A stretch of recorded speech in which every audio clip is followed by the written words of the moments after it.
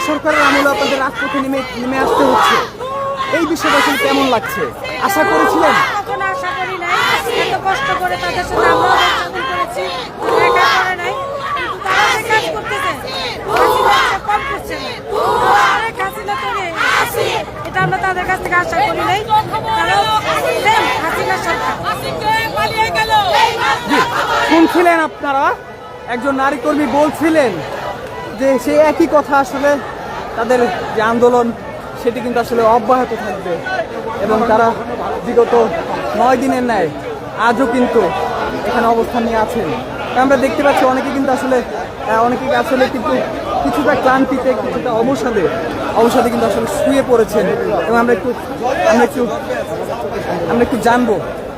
একটু জানবো আপনি কি ক্লান্তিতে শুয়ে পড়েছেন? ক্লান্তি, অনেক ক্লান্তি। কতদিন ধরে আছেন টানা? আমরা 8 দিন আজকে। আচ্ছা, রাতেও এখানে অবস্থান আপনাদের? এই যে ক্লান্তি চলে এসেছে ইতিমধ্যে, আন্দোলন কতদিন টেনে নিয়ে যাবেন আপনারা? যতদিন আমরা আমাদের অধিকার না বুঝাবো ততদিন আমাদের আন্দোলন চলবে, অব্যাহত থাকবে। আপনার কি আশাবাদী যে অচিরেই দাবি মেনে নেওয়া হবে? ইনশাআল্লাহ আমরা আশাবাদী, আমরা 100% আশাবাদী যে আমরা আমাদের আন্দোলন সফল করে নিয়ে যাবো ইনশাআল্লাহ।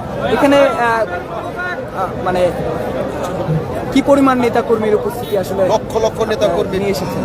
লক্ষ লক্ষ নেতাকর্মী এখানে অবস্থান করতেছে যমুনার সামনে।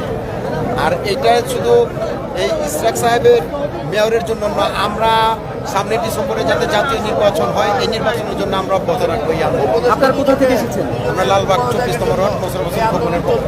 শুনছিলেন, পুরান ঢাকা লালবাগ থেকে এসেছেন একজন কর্মী এবং তিনি খানিকটা অবসাদে আসলে এক বিশ্রাম নিচ্ছেন এখানে এবং